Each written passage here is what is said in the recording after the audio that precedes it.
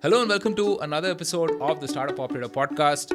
For those of you who have visited our studio, you guys know that we only serve VS Money for coffee and snacks. And today we have the co-founder of VS Money on the podcast. Hey Prasad, welcome Hi. to the podcast. Thank you so much for having me. Thanks so much for making the time. So, VS Money, I think I first discovered you folks maybe about a year back through some Instagram ads. And since then, I've tried the brand. I love the product. There's a lot of things that I want to talk about, right? I'm very interested about the business in general. How did you scale the product? I mean, how did you go from just mixing a few blends in your kitchen perhaps to, bottling, No, so I think, standardizing everything? so one of the most important decisions when I actually even look back even now was that we decided that this will for a while be a single SKU, hero SKU kind of brand. We didn't want to do multiple SKUs because we said, let's go with a clear offering. Let's just go and tell the story. Let's get people to buy in. That's our step one, right? So for about 1 year and maybe 2-3 months, we actually had just one SKU, which was the instant filter coffee powder.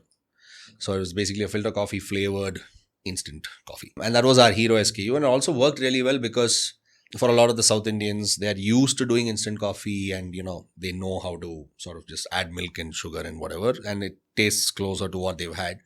And for a lot of the non-South Indians, they knew exactly what to do because they've been doing it with Nescafe. And this was a different blend for them. So one of the crucial decisions is to know how many SKUs you want and how many SKUs you want on day one.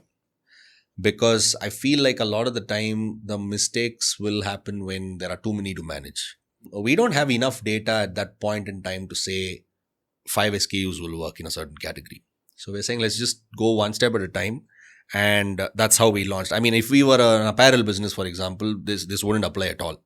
In our case, it made sense, and also it made sense to us. So I guess you'll have to see it a little bit in context to what we wanted to do.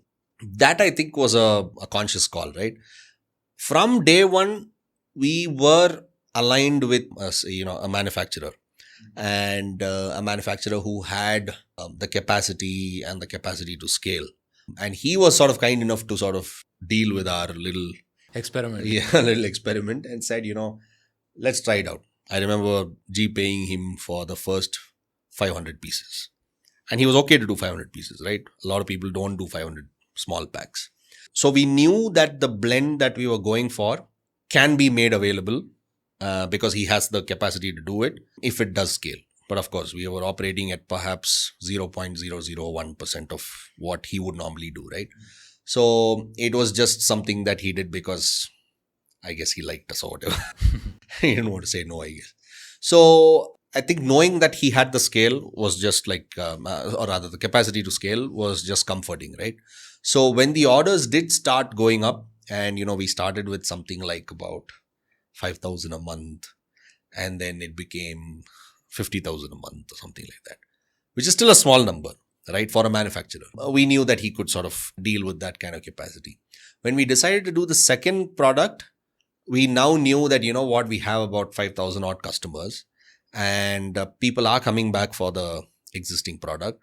So maybe there is some sort of data now to say that, my first order wasn't 500 in that case. Our first order actually became 2,000 pieces. Because now that, the existing base will also want to try them out. So that's how we scaled into the second SKU. But between the second SKU and the next one, we actually went a little all over the place, I guess, to try and figure it out. Because we always wanted to do snack next. And we weren't really able to find a manufacturer who would support us with these initial very small quantities, and then of course also have the capacity to scale. And the other thing was that we were also taking recipes from home everywhere, whether it was the coffee or whether it was the snacks, and we told them that this is what we're looking for. We didn't know any of the How would these conversations go? I mean, you would typically take maybe your ribbon murko or whatever and say, can you reverse engineer or no, I think let's say with snacks, for example, right, conceptually they're all the same. It's just made from the same flour and the same whatever. There's just like 2 or 3 things going in, right? If this was a namkeen, bhujia type namkeen kind of facility, it's besan and salt and maybe some sort of jeera or spice or something like that. And in our case, it's basically rice flour and salt and whatever seasoning that you want. So at the base level, they're all pretty much the same. What we went in was knowing the recipe because, we've been doing it at home, and we wanted to bring in that taste and that flavor. And therefore, we went in saying that, for us, the flavor component is very important. Whenever I pop one piece in, I need to have that burst of flavor. It can't be very mild. So we were very clear that, let's say with the ribbon pakoda, we said it needs to have a distinct garlic flavor. So it needs to be, every bite should have that good garlic flavor. And therefore we said, it needs to be whatever, chili powder and garlic powder for that flavor. But in the case of, let's say, the banana chips, which is sort of our hero SKU next to decoction right now, we were super clear that it has to be wafer thin. And, we were trying to go lower than the regular, what the regular blades had. So we were trying to go lower than that so that it's very, very light and very crisp and, almost sort of crumbles in your mouth, right? So we went in with these specifications saying that, this is how it needs to be. Also, we have a preference, or rather, I have a preference for hing. So which we call Perungayam in Tamil, right? So we said, it needs to have the hit of that, which is a great flavor to, do in some of these snacks. So I think it's about going to them and telling them that, these are the things that we're looking for. And this is how we've done it at home. Of course, at industrial scale, all of these things change, right? So you can't apply the same ratios there. And therefore, then they start tweaking it and they say, what, we can do this. And ultimately, it's a call on mouthfeel. What's very known in this category as, essentially how it feels in your mouth, right? So we were actually working always backwards from mouthfeel, whether it was the coffee or whether it was a snack. We said, this is how we want it to taste. And therefore, what can we do at the back end to sort of tweak this, right? The decoction actually took us a good 6 months to figure, because it was very easy for us to procure beans, grind them and, drip decoction, whatever, and then fill them. But we were very clear that we don't like bitter aftertaste. And because we don't like bitter aftertaste, we have to go back to figuring out what the beans need to look like. So we altered the ratio of the beans. So we said, we like the richness, but the very mildness of Arabica. So we'll do 50% Arabica, for example. And then we wanted the strength of, a good coffee without the bitterness. So we said, well, let's do about 30% of Robusta. And that's dark roasted, so that it's not, too bitter. And then we said, of course, there's no filter coffee without chicory for us. So let's have that for that nice mouthfeel and that balance. So we said we do 20% chicory. Ultimately, whatever resulted in a good coffee that felt fresh and felt strong without the bitter aftertaste was what we ended up going with. So I think it's also in this process a little bit of reverse engineering from whichever reference point we know. If I was a technical guy, I'd probably reverse engineer from the beginning, right? To say that, these ingredients don't work in this ratio. But we were non-technical people. We just knew what it had to taste like. But which worked out well for you, right? I mean, because you had all these iterations and everything, and the mouthfeel that you say, right? I mean, you were able to index to that, basically. Yeah. That's also, I would say, typically, I guess, a Pepsi or any of these other big snack brands would probably do multiple consumer tests before they actually zero in on something, right? Because there are so many tests where some of these snacks are offered in these surveys, and you'll always have one snack with the most amount of flavor coming out the winner if that person has had only one or two of it. But if you let the consumer sort of go through the pack, they are very likely to come back to you and tell you that, it's just too much. It's too much flavor. So we've not done any of those things. We've not done a lot of what traditional consumer brands would do. Not because we don't believe in it or anything like that, but it's more, I think, because we were very confident that we are putting across the story of our humble South Indian home. This is what it was like at home, and therefore we'll go with this. Because if you actually took a look at some of the existing South Indian snacks that are available in the market, they're actually very mild on flavors. And that's what the market will dictate. Yeah, actually, that's true. Right? They will be low on salt sometimes. Because one of the things that I noticed when I had your muruku was the pepper flavor was, quite strong. Yeah. Right? Not... If I had put that through a consumer test, we probably would have come back saying that, it's too spicy and let's not launch, right? Yeah. But that's what represents authentic South Indian food. How do you take that call, I mean, with a lot of these things? It's not, I don't think it's a very ballsy decision, to be honest. Because in a lot of these cases, what we're doing is we know that we have an audience online. And by this time, we've kind of grown that audience also. and our initial order quantity is not humongous. So we know that even if it didn't work, it'll probably end at that batch. And that's not a huge hit on us. So we're actually okay to take some of these calls and do them. Let me give you an example of something that is currently something that we really like but doesn't work. It's the power cut chips, which is your bitter gourd chips. Now, it's actually a beautiful product. It's super crisp, it's super flavorful, and it's not bitter at all.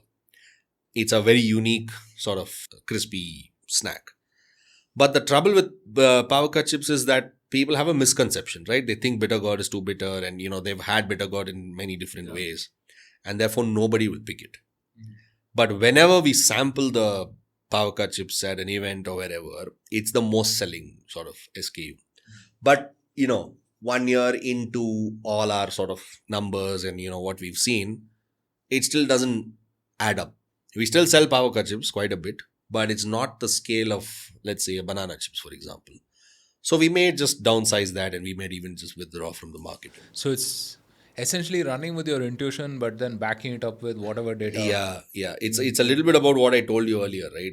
It's that 0.2 journey. I will never know power cut chips doesn't work until I try it out. Yeah. So I'd rather try it out.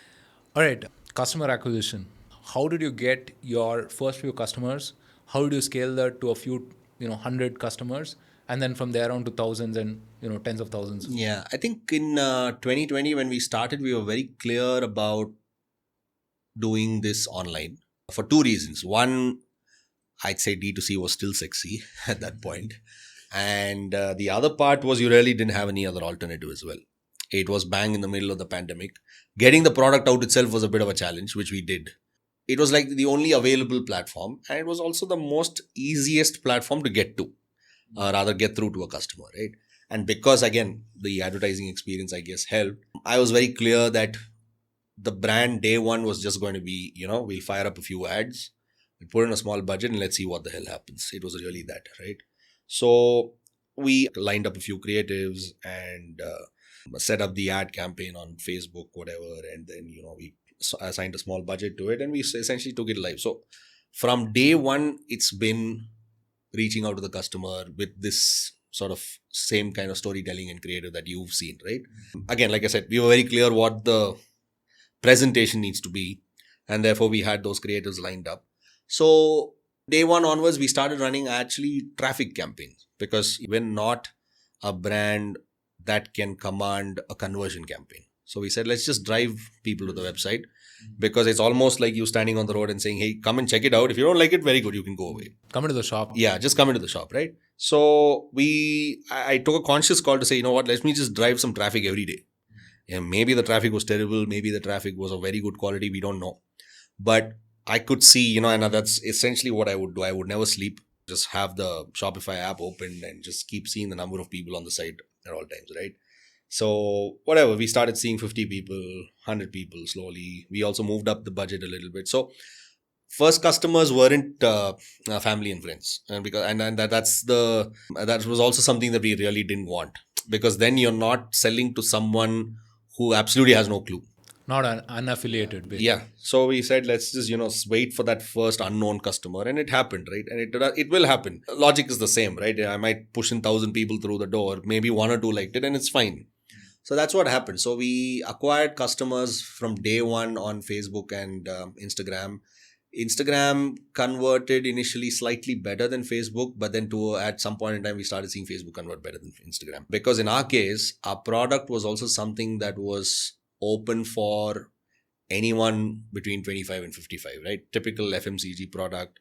It's something for everyday use. It's not niche, but it's just a simpler sort of, and of course, What is the demographic that works better for you now with all the data that you have? I mean, I guess this is going to be true for any young brand like us.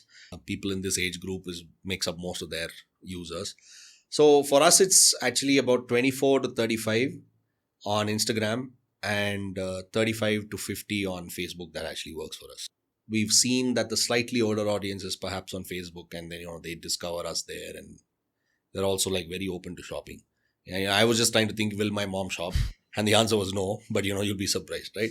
And on Instagram, it's the slightly more younger ones who are trying to, also experiment. The biggest advantage of doing this during the pandemic was that none of the brands were advertising. So you essentially it was almost like Facebook was yours, which is also what the problem is today, right? Because a lot of brands saw this big, large open field to play in 2020 with great ROAS, and suddenly you're like, shit, Yeah. what's happening? So we took advantage, I guess, of the good ROAS, and we had a fairly decent run. I'd say within about 3.5 months or so, I actually broke even. I kind of got back the money that I had put in originally. Also, it's kind of skewed because, I did a lot of the stuff myself. So I was actually just calculating the money that I spent out. So if you actually looked at it, the cost of the product, the cost of the packaging, the cost spent on printing and things like that actually really came back soon because the product was moving. The initial signs for us to sort of feel a little happy about was the fact that people started commenting on, of course, there was a lot of WhatsApp in those days. I mean, even now, but it was a lot of personal WhatsApp on those days, right? I used to message them myself. Was that people were saying, we really didn't know how to get filter coffee and we don't know how to make it, and this one's just made life very easy. And some of the non-South Indians said, before us it was just Nescafe, and now we have another brand. So those were encouraging signs for us to know that, okay, maybe there is something. Of course, I wouldn't still call it PMF, right? Because it's not that big a base for us to say, maybe it's working. But those were good initial signs. So acquisition happened entirely sort of,